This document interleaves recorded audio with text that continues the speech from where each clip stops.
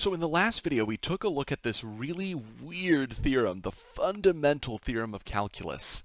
Again, what it was telling us was how we could take the derivative of a weird integral function, where the input of my function is actually this upper bound on the integral. And what it said is that the derivative again of this function would just be this function f. Ignoring the integral symbol and the dt at the back, just replace the symbol of t with the symbol of x. Now we're going to go ahead and try to actually show down here, how in the world would I know that this is true? And so we're going to begin by assuming that we're starting with a nice continuous function, that g of x is defined in this way, and we're going to try and find the derivative here. And of course, as you might remember from the beginning of the semester, if I'm trying to find a new derivative rule, I have to start where we always start. Definition of the derivative. So I'll state here that we note by the definition of the derivative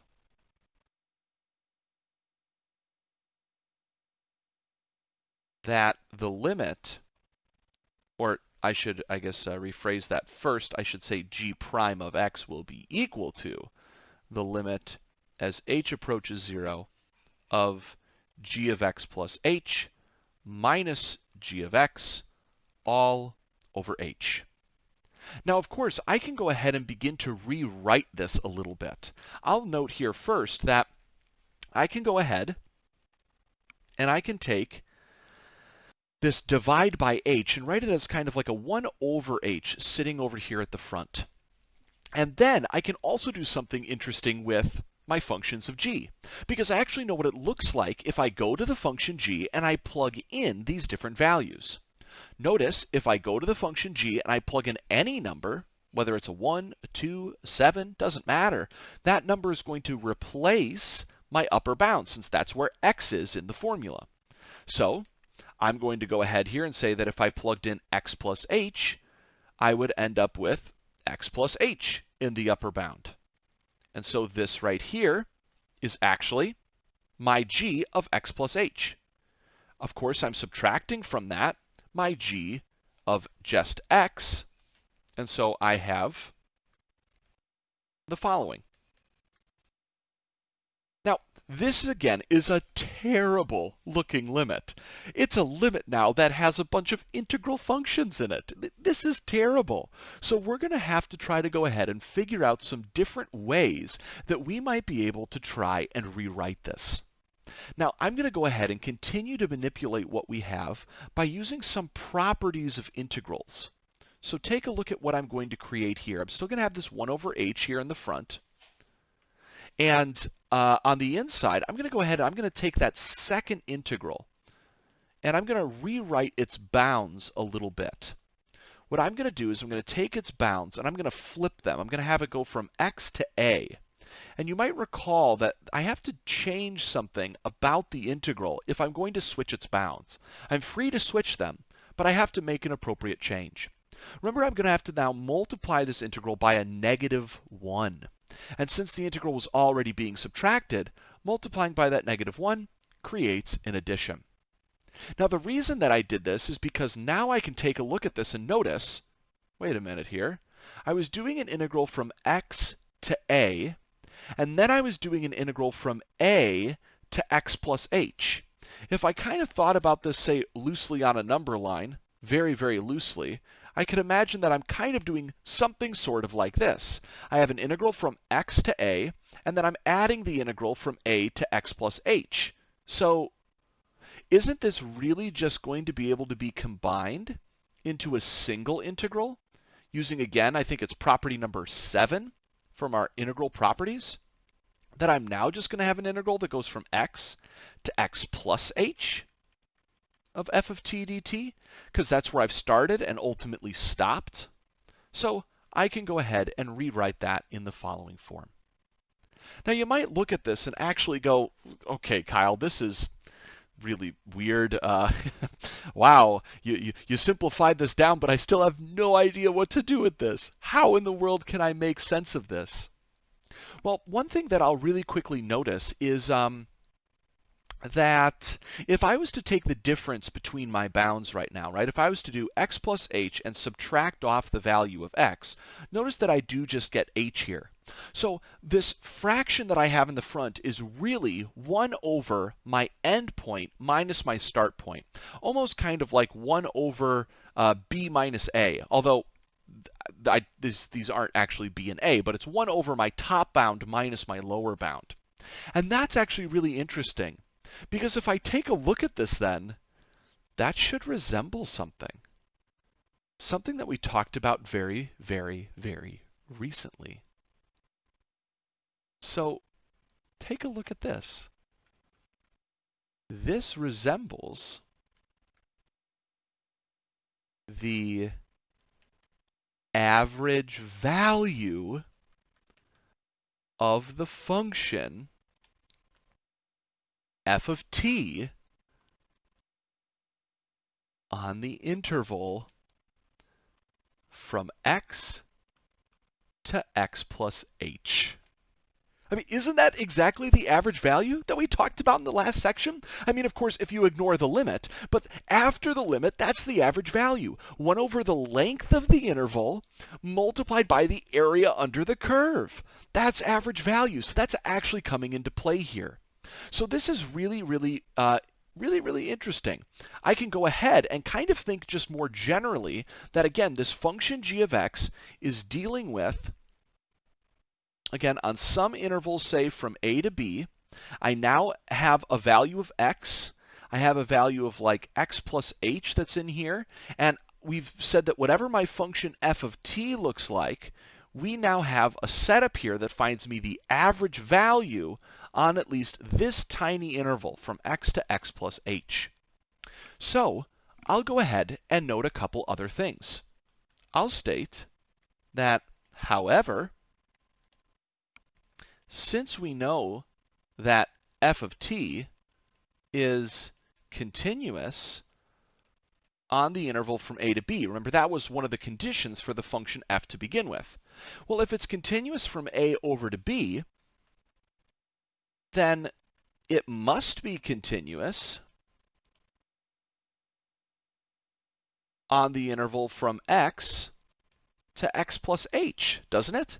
Because, again, x to x plus h is just a part of this particular interval. So now I know not only that I have an average value of the function, but that I am also able to talk about the function here being continuous. But now I can take this one step further based on what we talked about in the previous section. I can now state that since the function's continuous on the interval where I calculated the average value, I can say that by the mean value theorem for integrals, there must be a value of c, so there must be a value c in the interval from x to x plus h, such that my average value, which again was calculated by 1 over h times the integral of this f of t going from x to x plus h, this would have to be equal to f of c. So again, there's got to be some spot in here, c, where I actually hit the average y value on that interval. So I can now go ahead and say, well, wait a minute then. If this is my average value, and by the mean value theorem for integrals, I must be able to hit that average value somewhere, then if these two things are equal, I should be able to go ahead and kind of continue my limit from here.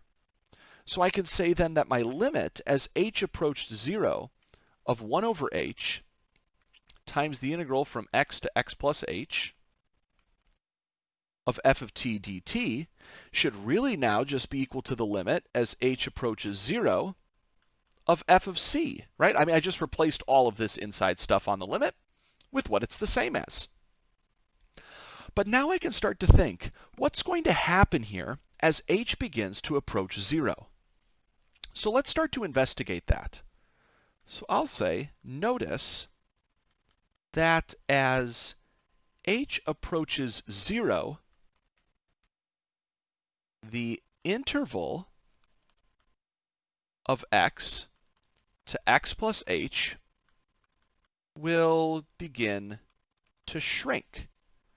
Okay, so notice this is pretty obvious. If h is a very, very small value that keeps getting smaller and smaller, then that means that since h measures the gap between x and x plus h, when h is small, the interval is small. So again, if h is going to 0 in my limit, my interval is going to be shrinking. And that definitely means that I could conclude that all values in this interval will continue to get pushed, if you will, towards the value of x, right? Like if c has to be inside the interval, but now I imagine that this wall over here at x plus h continually is going to start squishing in, all of a sudden I start to realize that the value of c is going to keep getting squished closer and closer and closer to the value of x. So we can say that as h moves towards 0, we would expect c to move towards x. Okay. Well, now I can go ahead and then think about a way then that I could rewrite this particular limit. But I can also go ahead and state something else. I can also state that since it's the case that f is continuous on x to x plus h, we can say the following. So again, we were at a limit now as h approached 0 of f of c. We just said that we could kind of think about rewriting this as the value of c getting squished, moving towards x. But notice this is a limit that needs to be evaluated, and since f is continuous, by the definition of continuity, we should be able to just do a direct substitution here, and so we should get f of x. So if I think then about kind of linking all of this argument together thus far, I can see that we started with that g prime was going to be equal to, again, by the definition of the derivative, this g of x plus h minus g of x all over h. And we were able to simplify that and turn that into a limit as h approached 0 of 1 over h with an integral of x to x plus h of f of t dt. Using knowledge that we had from our average value, we were able to turn this into a limit as h approached 0 of f of c, and by what we just showed, we can simplify that all the way down to f of x. And so indeed, we found that the derivative of this crazy g function in this unbelievably complicated argument that used average value, mean value theorem for integrals, integration properties, it used the idea of continuity, it used so many different ideas, we were able to get to the derivative actually is f of x. And we can actually go a little bit farther. We can actually state then that since f is continuous on the interval from a to b, it must be, again, defined for all values on a to b, and thus g of x is differentiable on my interval here of the open interval, I should say, a to b. Again, I'm just looking here that since f is continuous, I was told that originally, it's always got to be defined. It can't have any holes, breaks, gaps, jumps, things like that. And so that means that my first derivative of g is always defined, meaning it's differentiable, except for potentially at the endpoints. However, an additional one-sided argument could show that g of x is indeed going to be continuous on the interval from a to b. Now, we already know here, and I guess I should add this in, that since g of x is differentiable on this interval, we know that g of x is continuous on this same interval. But the additional one-sided argument would allow us to show that it's continuous actually at those endpoints as well. So this right here kind of concludes the argument. I'll just write here that an additional argument with one-sided limits shows that g of x is continuous on the interval from a to b with brackets, the closed interval. So this does conclude the argument here, and this is a really complicated argument, but it highlights one of the most unbelievable, one of the most unsuspecting kind of connections that we really have come across in calculus. The fundamental theorem here is really telling us that, in a sense, the integral kind of undoes a derivative, or that the derivative, in effect, will undo an integral. That in some ways, derivatives and integrals are kind of like opposite sorts of calculations, just like multiplying and dividing undo each other, right? Adding and subtracting undo each other. We have this similar sort of relationship happening here. Totally unexpected. And we'll talk more about this relationship in the videos to come as we take a look at applying this fundamental theorem in several different examples.